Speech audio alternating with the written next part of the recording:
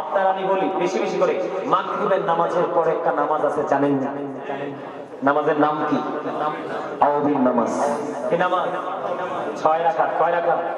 2 রাকাত করে করে সালাম ফিরাবো, 6 রাকাত করব। মজার জিনিস বন্ধুরি আমার, আমার নবী আপনার নবী, তুমি জাহানের বাদশা নবী, প্রাণের নবী জানিয়ে দিয়েছেন বন্ধু, মাগরিবের নামাজের পরে প্রয়োজন ছাড়া তুমি কোনো কথা বলো না, প্রয়োজন ছাড়া তুমি কোনো কথা বলো না, প্রয়োজন হলে তুমি কথা বলবে, প্রয়োজন ছাড়া কোনো কথা বলবে না। সোজা মাগরিব করে তুমি সালাতুল আওয়াবিন নামাজ 6 রাকাত শেষ করে ফেলবে। 6 রাকাত আওয়াবিন নামাজ তুমি একদিন পড়বা, তোমার আমল নামায় 12 বছরের নফল ইবাদতের সওয়াব দেওয়া হবে। সুবহানাল্লাহ কম না কেন? আরো জোরে। তাহলে আমাদের লাভ না লস? লাভ। তাহলে নামাজ ছাড়া, আপনি যদি নামাজটা ঠিক মতো পড়তে পারেন, সুন্দর করে শারীরিক পবিত্রতা, মানসিক পবিত্রতা, পোশাক আশাকের পবিত্রতা, সব কিছু মিলিয়ে সর্বোচ্চ পবিত্রতা নিয়ে যখন আপনি নামাজ পড়বেন, এই নামাজ আপনাকে মানুষের মতো মানুষ হিসেবে গড়ে তুলবে। হাজার চেষ্টা করলেও কোনো নোংরামি আপনাকে গ্রাস করতে পারবে না। বুঝে আসে কথা? আমি ঠিক বলতেছি? আল্লাহ বলেছেন আল্লাহর কাছে পছন্দের পোশাক যেটা আল্লাহ কন্ডিশন দিয়েছে, এই কন্ডিশন মেনে নামাজ পড়তে হবে।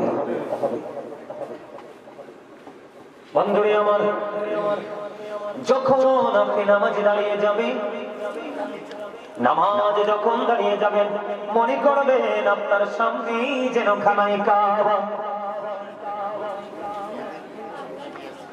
আপনি যখন নামাজে দাঁড়াবেন, আপনি মনে করবেন আপনার সামনে যেন বন্ধু বাইতুল্লাহ। আপনি যখন নামাজে দাঁড়াবেন, আপনি মনে করবেন আপনার পিছনে আজরাইল দাঁড়িয়ে আছে। আজকের এই নামাজ আপনার জীবনের শেষ নামাজ। এইরকম চিন্তা করতে হবে। আমার কথা কি বুঝতেছেন? আপনি যখন নামাজে দাঁড়াবেন, নিয়ত করবেন, মনে করবেন আপনি যেন খানায় কাবার সামনে। আপনি মনে করবেন আপনার পিছনে আজরাইল। নামাজটা শেষ হইতে দেরি আজরাইল আপনার প্রাণ পাখি ছেড়ে নিয়ে যাবে। এটা আপনার জীবনের শেষ নামাজ। যে জায়গায় দাঁড়িয়ে আপনি নামাজ পড়ছেন, আপনি মনে মনে ভাববেন যেখানে দাঁড়িয়েছেন এই জায়গাটা যেন ফলছেন ফুল, একটু 19-20 হলে আমি জাহান্নামে চলে যাব। তার মানে হলো আপনি নামাজটা এত বেশি মনোযোগের সাথে পড়তে হবে, একটু ইঞ্চি পরিমাণ বন্ধ নড়চড় হওয়া যাবে না, অমনোযোগী হওয়া যাবে না। ওই যে আল্লাহ বলেছেন ফাওয়াইলুল লিল মুসাল্লিন, ওই নামাজ পড়ার পর যারা দুর্ভোগ কি করবে, ভোগ করবে, ওই সমস্ত নামাজীদের আপনি অন্তর্ভুক্ত হয়ে যাবেন। আপনাকে মনে করতে হবে আপনার ডান দিকে জান্নাত, আপনাকে মনে করতে হবে আপনার বাম দিকে বন্ধ জাহান্নাম। এই চিন্তা করে যখন আপনি নামাজে দাঁড়াবেন, তাহলে আপনি নামাজ থেকে কিছু অর্জন করতে পারবেন। এই আল্লাহটা মানবো না আপনারটা মানবো? আল্লাহ কয় মানুষ নামাজ মানুষকে খারাপ কাজ থেকে বাঁচিয়ে রাখে। আপনি 5 ওয়াক্ত নামাজও ঠিক, আবার শয়তানিও ঠিক। তা আপনাদেরকে নামাজি বলুন, কথা বলে না। আরে ভাই, এটা তো সত্য বাস্তব কথা। আপনি মিথ্যা কথা বলছেন, সুদ খাচ্ছেন, ঘুষ খাচ্ছেন, অন্যায় অপরাধ তেদাচ্ছে করে বেড়াচ্ছেন, আপনাকে কি আমি নামাজি বলতে পারি? আরে আমাদের মর্যাদা কত জানেন? আমাদের দাম কত জানেন? আল্লাহ রাব্বুল আলামিন আমাদেরকে আমাদের মর্যাদা কত বাড়িয়ে দিয়েছেন শুধু আখিরের নবীর উম্মত হওয়ার কারণে। ঈসা রুহুল একদিন বন্ধ রাস্তা দিয়ে হেঁটে হেঁটে যায়। রাস্তা দিয়ে যখন ঈসা রুহুল্লাহ হেঁটে হেঁটে যায়, হঠাৎ করে তিনি দেখতে পাইলেন একটা পাখি নিজে নিজে তার শরীরটাকে ময়লা করে ফেলছে দুর্ভালির মধ্যে। ময়লা করা শেষ যখন হয়ে যায়, ওই পাখিটা আবার উঠে বন্ধ পানিতে গিয়ে গোসল করে। গোসল করার পরে তার শরীরটা একেবারে পরিষ্কার হয়ে যায়। ঈসা নবী দেখতে পাইলে পাখিটা একবার নিজে নিজে ময়লা করে। আপনাদের এলাকায় দেখছেন মুরগি, দেখবেন পা দিয়ে মাটিগুলো খুঁড়তে খুঁড়তে খনন করতে করতে একটু গর্তের মতো বানায়, বানাইয়া দেখবেন পা দিয়ে পুরো বডিটা বালুযুক্ত করে। দেখছেন কি আপনারা? গ্রামের মধ্যে বেশি বেশি দেখা যায়, আছে না নাই? ঠিক এইরকম ভাবে একটা পাখি গাটা শুধু ময়লা করছে, আবার নিজে নিজে বন্ধ দৌত করছে। ঈসা রুহুল্লাহ দাঁড়িয়ে দাঁড়িয়ে দেখতেছেন ব্যাপার কি রে, নিজে নিজে শরীর ময়লা করে আবার নিজে নিজে গোসল করে, শরীরটা যখন ময়লা হয়ে গোসল করলে সুন্দর হয়ে যায়। ঈসা রুহুল্লাহ চিন্তা করতেছেন হঠাৎ করে এমন সময় ও বন্ধু এবার কি করলেন, আল্লাহ রাব্বুল আলামিন মেসেজটা পাঠিয়ে দিলেন, ফেরেশতা চলে আসলো ঈসা নবীর কাছে। ঈসা রুহুল্লাহর কাছে এসে দেখে দেখে বলছেন নবী গো, এই যে দৃশ্যটা আপনি দেখতে পাচ্ছেন এটা হলো আখির নবীর উম্মতের নিদর্শন। সুবহানাল্লাহ বলে না কেন? কার নিদর্শন? আমাদের নিদর্শন। কার? কই তারা যখন অপরাধ করবে শরীরটা ময়লা হয়ে যাবে। কি হয়ে যাবে? যখন তারা নামাজ পড়বে ময়লা পরিষ্কার হয়ে যাবে। তাহলে আমাদের নামাজের দরকার আছে না নাই? আরো জোরে কোন নামাজের নাম কি? জিকির। কি? আল্লাহর জিকিরের জলসা, আল্লাহ স্মরণ, আল্লাহর সাথে কথা বলা, ঠিক না ঠিক? তাহলে এটার মধ্যে কিছু কন্ডিশন আছে। এখন তো আমরা আগামীকালকে যেমন জুমার দিন একবারে গুরুত্ব দিয়ে কথাগুলো শুনবেন। আগামীকালকে সব উত্তম রূপে গোসল করবেন, সুন্দর যে পাঞ্জাবিটা ওটা পরবেন, তবে লাল কিছু পরা যাবে না। একবারে টকটকে লাল পুরুষের জন্য মাত্রই তাহরিম, এটা হারামের অন্তর্ভুক্ত। একবারে টকটকে গেঞ্জি, একবারে টকটকে লাল শার্ট, একবারে টকটকে লাল পাঞ্জাবি এগুলো পরা যাবে না, এটা নিষেধ। সুন্দর করে জামা পরে আতর লাগাইয়া, আপনার গাড়ি আছে গাড়ি দিয়ে যাইয়েন না, আগে বের হয়ে যাবেন, হেঁটে হেঁটে হেঁটে হেঁটে মসজিদে যাবেন। বলে হুজুর কেন গো? আপনি প্রথম কাতারে গিয়ে বসে যাবেন। আমার নবীজি জানিয়ে দিয়েছেন প্রথম কাতারে বসতে পারলে তোমার আমল নামায় চলে আসবে ওট কুরবানির সওয়াব। আর জোরে বলেন না সুবহানাল্লাহ। বন্ধুরি আমার, এবার আপনি সবার আগে চলে গেলেন, সব ফরজ এবং সুন্নাত নফল যত নামাজ আছে সব কিছু শেষ করে, মিলাদ শরীফ শেষ করে আপনি সবার পরে বের হলেন। আপনার আমার প্রাণের নবী, দু জাহানের বাদশা নবী, তিনি জানিয়ে দিয়েছেন বন্ধু, আপনি যখন সবার আগে মসজিদে যাবেন এবং সবার পরে মসজিদ থেকে বের হবেন, বের হওয়ার পরে যখন আপনি আপনার বাড়ির দিকে রওনা দিবেন, প্রত্যেকটা কদমে কদমে আল্লাহ রাসূল বলে দিয়েছেন আপনার আমলনামায় 1 বছরের নফল ইবাদতের সওয়াব দেওয়া হবে। আমার কথাটা কি আপনারা বুঝতে পারছেন? তার মানে আপনার বাড়িতে মসজিদ থেকে বের হয়ে সবার পরে আপনার বাড়িতে আসতে লাগে ধরেন 10টা কদম, কয়টা? বা 20টা কদম, বা 30টা কদম, বা 40 কদম, বা 100 কদম। এইরকম আল্লাহ রাসূল প্রত্যেকটা কদমের বিনিময়ে বিনিময়ে আলাদা আলাদা করে আপনার আমলনামায় 1 বছরের নফল ইবাদতের সওয়াব দেওয়া হবে। আর যদি আপনি সবার আগে না দিয়ে সবার পরে যান, এবার শোনেন, যিনি একেবারে ইমাম সাহেব খুতবা যখন দেয় তখন দেখছি আমাদের দেশের সব জায়গায় মুসল্লিরা হুড়াহুড়ি করে মসজিদে ঢুকে না ঢুকে। আমার দিকে তাকান, আল্লাহ রাসূল জানিয়ে দিয়েছেন আপনি যখন সবার লাস্টে যখন মসজিদে অ্যাটেন্ড করবেন, যদি আপনি নামাজ পড়বেন, কিন্তু স্পেশাল যে ফেরেশতারা এসেছে এই জুমার দিনের মুসল্লিদের লিস্ট করার জন্য, নোট করার জন্য, ওই ফেরেশতাদের লিস্টে কিন্তু আপনার নাম উঠবে না। কেন উঠবে না? যখন ইমাম সাহেব খুতবা দেওয়ার জন্য মিম্বরে দাঁড়িয়ে যাবে তখন কিন্তু ওই ফেরেশতারা তাদের এই নোট বুকটাকে ক্লোজ করে, বন্ধ করে তারা ওই হুজুরের খুতবা শোনার জন্য দাঁড়িয়ে যায়। তাহলে উপায় আছে? এত ডিজিটাল নামাজি, আরে বাপরে বাপ, সবার পরে যায়। ইমাম সাহেব যদি একটু লম্বা কেরাত পরে গলা উঠতো আছে, সালাম ফিরাইলে মনে হয় যে গেইটে যুদ্ধ শুরু হয়ে গেছে, তার আগে কে যাই কথা কন না কেন? এরকম না, সুন্নাতের পাশাপাশি বেশি বেশি করে নফল ইবাদত করবেন, বেশি বেশি করে। যেমন আপনার আমি বলি বেশি বেশি করে মাগরিবের নামাজের পরে একটা নামাজ আছে, জানেন না? নামাজের নাম কি? আওয়াবিন নামাজ। কি নামাজ? 6 রাকাত। কয় রাকাত? 2 রাকাত করে করে সালাম ফিরাবো। 6 রাকাত করব। মজার জিনিস বন্ধুরি আমার নবী আপনার নবী তো জাহানের বাদশা নবী প্রাণের নবী জানিয়ে দিয়েছেন বন্ধু মাগরিবের নামাজের পরে প্রয়োজন ছাড়া তুমি কোনো কথা বলো না, প্রয়োজন ছাড়া তুমি কোনো কথা বলো না, প্রয়োজন হলে তুমি কথা বলবে, প্রয়োজন ছাড়া কোনো কথা বলবে না। সোজা মাগরিব করে তুমি সালাতুল আওবিন নামাজ 6 রাকাত শেষ করে ফেলবে। 6 রাকাত আওবিন নামাজ তুমি একদিন পড়বা, তোমার আমল নামায় 12 বছরের নফল ইবাদতের সওয়াব দেওয়া হবে। সুবহানাল্লাহ কম না কেন? আরো জোরে। তাহলে আমাদের লাভ না লস? লাভ। তাহলে নামাজ ছাড়া আপনি যদি নামাজটা ঠিক মতো করতে পারেন, সুন্দর করে শারীরিক পবিত্রতা, মানসিক পবিত্রতা, পোশাক আশাকের পবিত্রতা সব কিছু মিলিয়ে সর্বোচ্চ পবিত্রতা নিয়ে যখন আপনি নামাজ পড়বেন, এই নামাজ আপনাকে মানুষের মতো মানুষ হিসেবে গড়ে তুলবে। হাজার চেষ্টা করলে কোনো নোংরামি আপনাকে গ্রাস করতে পারবে না। তাহলে আমাদের নামাজের দরকার আছে না নাই? এই নামাজ হলো কি বললাম? নামাজ কি? জিকির। নামাজ কি? সর্বোত্তম জিকির। এটা তো জিকিরের জলসা। তবে জিকিরটা কেমন ভাবে করতে হবে? জিকির কিন্তু বিভিন্ন রকমের হয়। সুবহানাল্লাহ বলাও কিন্তু জিকির, আলহামদুলিল্লাহ বলাও কিন্তু জিকির, লা ইলাহা ইল্লাল্লাহ বলাও কিন্তু জিকির, আল্লাহু আকবার বলাও জিকির। কাউকে সৎ কাজের জন্য ডাকা এটাও জিকির, কাউকে অসৎ কাজের জন্য বারণ করা এটাও জিকির। নামাজও জিকির। নামাজ হলো জিকিরের জলসা, হজ ও জিকির। জিকির হজ হলো জিকিরের জুলুস।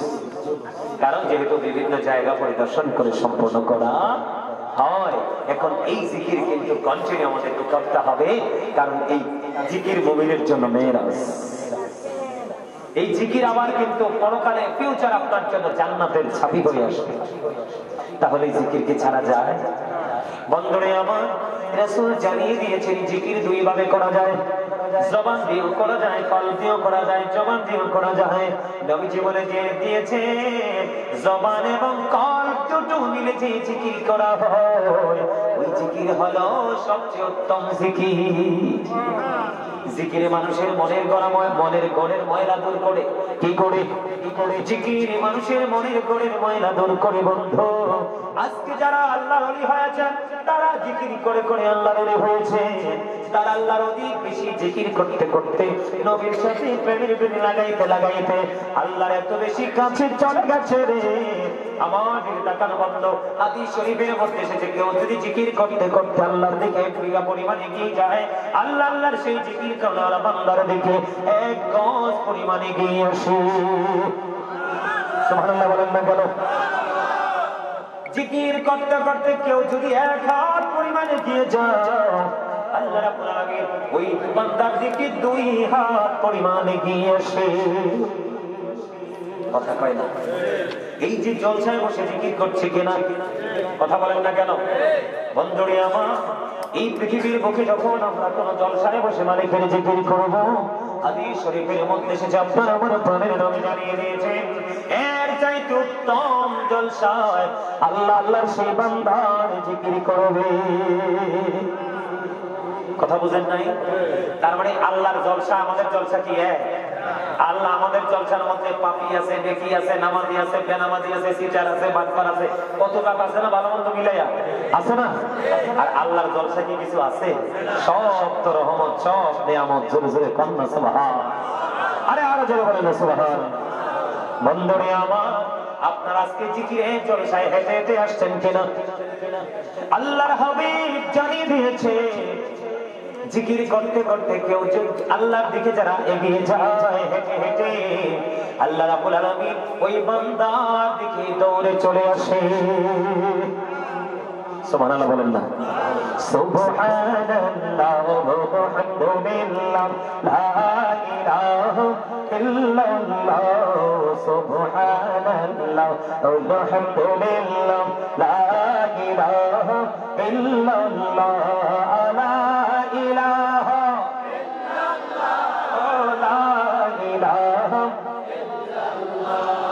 নবী আমার নূরের ফটো পুতুল জগৎ করলেন অজালা নবী আমার নূরের পুতুল জগৎ করলেন অজালা রোজ হাসর করবেন তিনি উম্মতের ফয়সালা সুবহানাল্লাহ আলহামদুলিল্লাহ লা ইলাহা ইল্লাল্লাহ সুবহানাল্লাহ ওয়া আলহামদুলিল্লাহ লা ইলাহা ইল্লাল্লাহ লা ইলাহা ইল্লাল্লাহ লা ইলাহা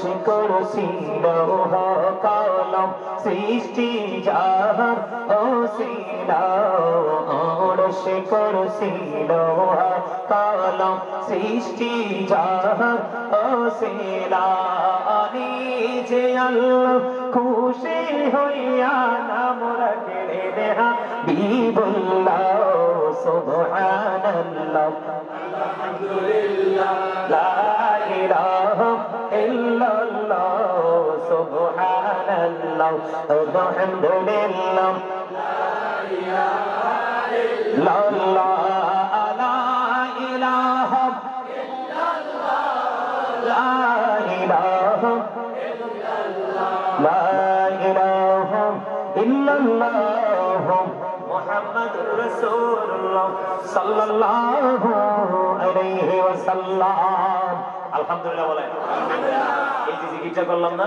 হাদিস শরীফের মধ্যে যে আল্লাহ রাসূল বলেছে এটা নাকি জান্নাতের বাগানে যারা আসে জান্নাতের বাগানের মেহমান যারা হয় তাদের জান্নাতীদের খাবার সুবহানাল্লাহ জোরে বলেন সুবহানাল্লাহ কেন কেমনে খাবার প্রত্যেকটা পার্সন ডবল পার্সন একটা হলো তার দেহ আর একটা হলো তার রূহ একটা হলো তার দেহ আর একটা হলো তার আত্মা দেহের খাবার কিন্তু পৃথিবীর যে কোনো জায়গায় গেলে পাওয়া যায় কিন্তু রুহের খাবার যে কোনো জায়গায় পাওয়া যায় না রুহানি বাজারে গেলে পাওয়া যায় আজকেরই বাজার হলো মূলত রুহানির বাজার বলে রুহের খোরাক মিলে এখানে আসলে কিসের খোরাক জোরে বলে এই আল্লাহ রাসূল বলেছেন প্রত্যেকটা মেশিনকে ক্লিয়ার করার একটা কি আছে যন্ত্র আছে ঠিক মানুষের মনের ঘরে ময়লা দূর করার যন্ত্র হলো জিকির আপনি যত বেশি জিকির করবেন আপনার মনের ময়লা তত বেশি দূর হয়ে যাবে ইয়া আইয়ুহাল্লাযীনা আমানু যিকুরুল্লাহা যিকরান কাসীরা ওয়াসাব্বিহুহু বুকরাতাও ওয়াসীলা আল্লাহ রাব্বুল আলামিন বলেছেন ঈমানদারদেরকে বেশি বেশি করে জিকির করো সকাল থেকে সন্ধ্যা আল্লাহর পবিত্রতা ঘোষণা করো জিকির করার কোনো কন্ডিশন নেই ফাযকুরুল্লাহা কিয়ামান দাঁড়িয়ে দাঁড়িয়ে জিকির করো ওয়া কুউদা বসে বসে জিকির করো ওয়া আলা সুনুবিকুম শুয়ে শুয়ে জিকির করো তারপরেও জিকির বন্ধ করা যাবে না জিকির কন্টিনিউ চালাইয়া যাইতে হবে একলা হোক আর 5 জনে মিলে হোক 10 জনে মিলে হোক মসজিদে হোক মাহফিলে হোক ঘরে হোক যেখানেই হোক জিকির কিন্তু বন্ধ করা যাবে না কারণ জিকির হলো হাড়ের ঔষধ জিকির কিসের ওষুধ হাড়ের ঔষধ সম্মানিত উপস্থিতি আল্লাহ রাব্বুল আলামিন নিজেই বলেছেন ফাযকুরুনি আযকুরুকুম আল্লাহ বলেছেন remember me that I will remember you তোমরা আমাকে স্মরণ করো আমি তোমাদেরকে স্মরণ করব জিকির হলো আরবি শব্দ বাংলাতে বলা হয় স্মরণ ইংলিশে এটাকে বলা হয় রিমেম্বার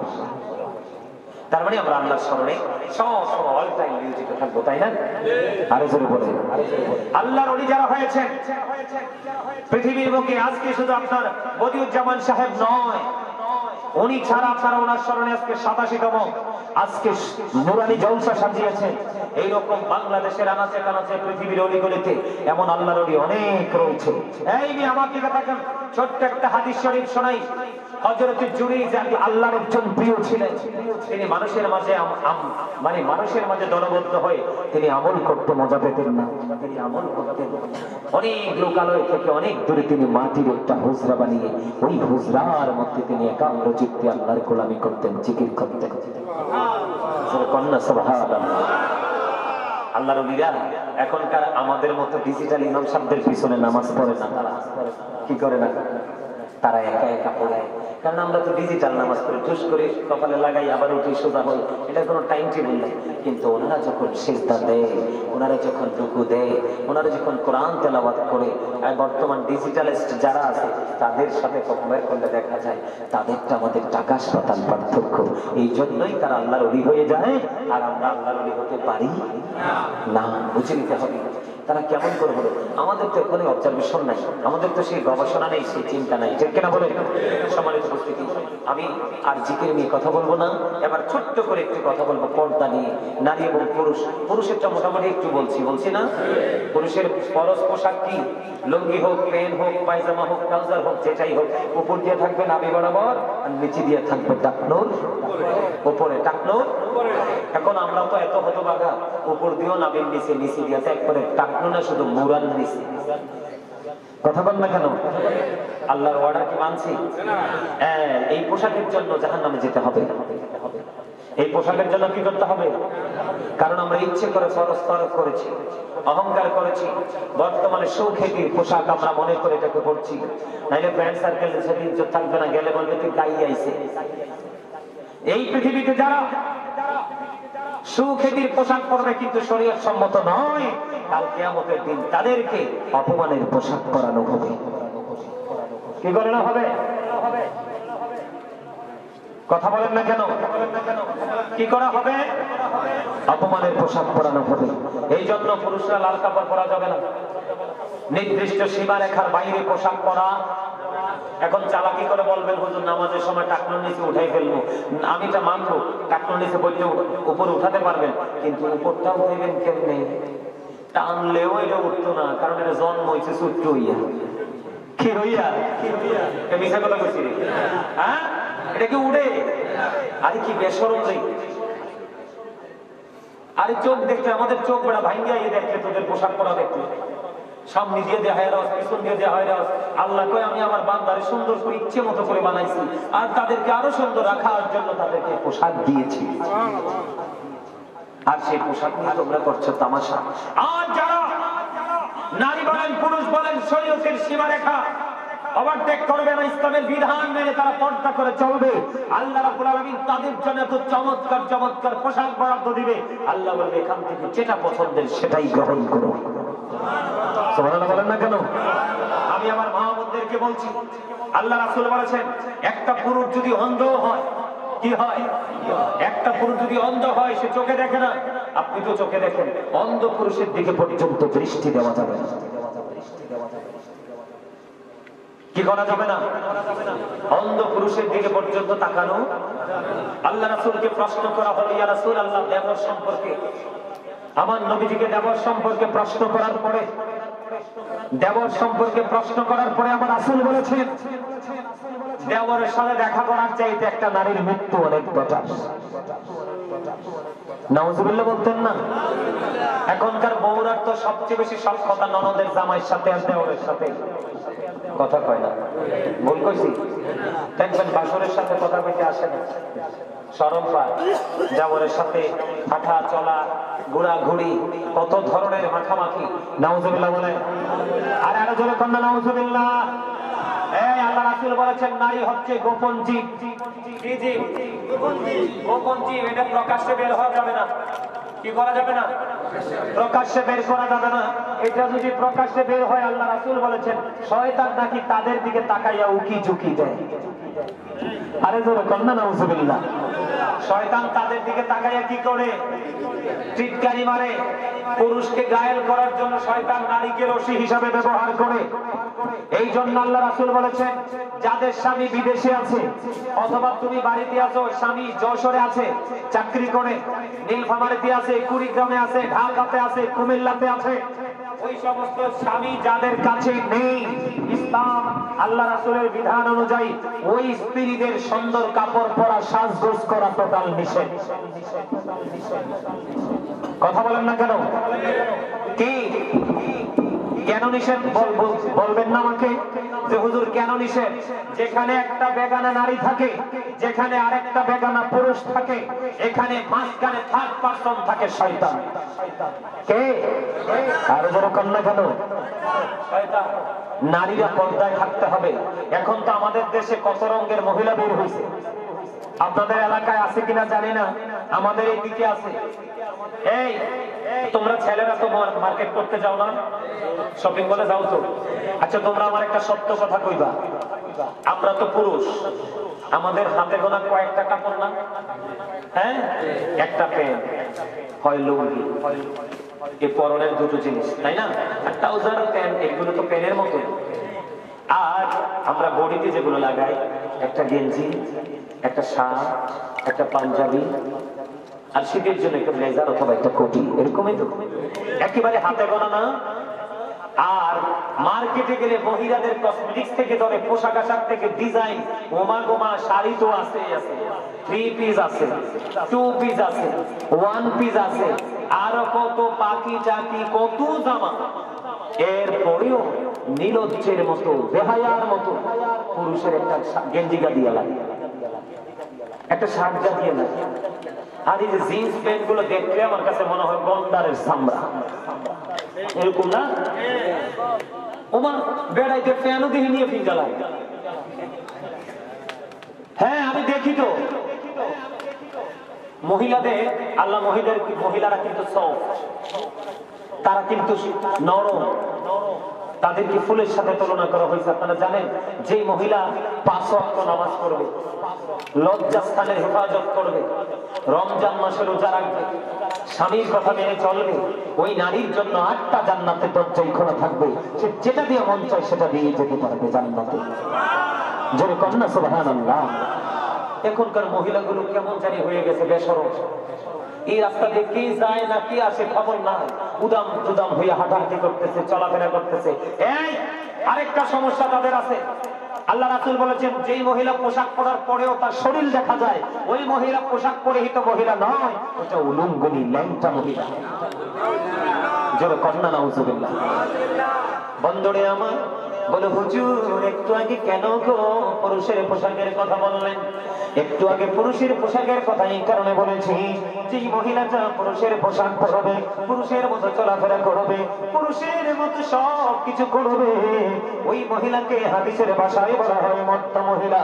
আল্লাহ রাসূল জানিয়ে দিয়েছেন ওই বেপরদাশীল মর্দা মহিলা যিনি পুরুষের মতো চলতে পছন্দ করে, আল্লাহর হাবিব বলে দিয়েছেন ওই মর্দা মহিলার জন্য একটা নোংরা খাবার বরাদ্দ আছে জাহান্নামে, যেটার নাম হলো বন্যতিনাতুল খাবার। ইয়া রাসূলুল্লাহ, ইয়া হাবিবাল্লাহ, নবী গো এই তিনাতুল খাবারটা কি গো নবী? আমার নবী বলে দিয়েছে এই তিনাতুল খাবারটা হলো আরেকটা জাহান্নামীর নিংড়ানো রক্ত অথবা পুঁজ। আরে নাউজুবিল্লাহ, মাথা ঠিক নাই, একটু করে বিরিয়ানি খেলে ঠিক হয়ে যাবো। খারাপ খবর শুনলে চলবে, সুবহানাল্লাহ কয়নি, এটা তো খারাপ খবর। এই আমার দিকে তাকান, হাসির কি আছে? উনি বুঝতে পারেনি সুবহানাল্লাহ কি খারাপ জিনিস নাকি, শব্দটার সাথে হয়তো যায়নি, আমি এই জন্য ওনাকে বলে দিলাম। এই একটা জাহান্নামীর নিংড়ানো রক্ত, পুঁজ, পচা এই জিনিসটা খাইতে দেওয়া হবে, এটা কি ভালো কথা? কথা বলে এই জায়গাটা থেকে নারীদেরকে বাঁচানোর দায়িত্ব হলো পুরুষদের। কার? প্রত্যেকটা পুরুষ যখন স্ট্রং হয়ে যাবে, নারীরা অটোমেটিক্যালি পর্দায় ধরতে পারবে। কথা কম। এখানে সবচেয়ে বড় লজ্জা, সবচেয়ে বড় ভয়ঙ্কর কথা হলো কি জানেন? নারী এবং পুরুষ উভয়ের জন্য পর্দা ফরজ। উভয়ের জন্য কি? পর্দা ফরজ। এখন আপনি পর্দা করলেন না, নামাজ পড়লেন না, আমি যে বিষয়গুলো নিয়ে কথা বললাম আপনি এগুলো মানলেন না, আমার আগে যিনি আলোচনা করেছেন উনি যা বললেন আপনি এগুলো মানলেন না, এরকম করে করে ওলামাই কেরামরা যারা বলবেন আপনার কাছে আলোচনা শুনতে মজা লাগছে, আপনি মানলেন না, আপনি হয়ে গেলেন পথভ্রষ্ট, আপনি হয়ে গেলেন কাফের। যারা জিকির করে তারা জিন্দা, যারা জিকির করে না তারা মুর্দা। জিন্দা এবং মুর্দা মানুষের পার্থক্য। আমার দিকে তাকান, একটা আমাদের কবরের পরে জীবনটা আছে না? নাকি কথাটা ভুল? আরো জোরে বলেন, ভুল নাকি ঠিক? ঠিক যদি হয় আমি আপনাদেরকে বলি সাবধান হওয়া লাগবে। আল্লাহ বলেছেন ইন্না বাতশা রাব্বিকা লাশাদীদ। আল্লাহ বলেছেন দ্য সিজিং অফ আল্লাহ ইজ ডিফিকাল্ট। আল্লাহ ধরা, আল্লাহর পাকড়াও বড় শক্ত, বড় কঠিন। আল্লাহ বলেছেন ইন্নাল্লাহা সারিউল হিসাব। আল্লাহ is going to take account. আল্লাহ হিসাব গ্রহণে অত্যন্ত তৎপর। কিন্তু আল্লাহ ধরবে খুব শক্তভাবে, হিসাব নিবে খুব। কিন্তু এই দুনিয়াতে তো বিপদে পড়লে কত রকমের রাস্তা খুঁজে বের করা যায় না? টাকা দিয়ে, টাকা দিয়ে বের করা যায়, ঘুষ টুস খাওয়াইয়া বের করা যায়, অথবা টেলিফোন দিয়ে বের করা যায় তো। কিন্তু পরকালটা পুরো ব্যতিক্রম। ওখানে কিন্তু বিকল্প রাস্তা বের করার কোন সুযোগ লায়ামুত। আল্লাহ বলেছেন people will not die that day. সেদিন মানুষ মরতে পারবে না, মরার সুযোগ নাই। আল্লাহ বলেছেন ফিহা ওয়ালা ইয়াহইয়া। People will not be able to live that day. বাঁচার সুযোগ। আল্লাহ বলেছেন ওমা হুয়া আনহাবি গায়বি। People will not be able to escape that day. সেদিন মানুষ সেখান থেকে অদৃশ্য হতে পারবে না, পালাতেও। বাঁচার সুযোগ নাই, মরার সুযোগ নাই, পালাবারও কোন উপায় আছে?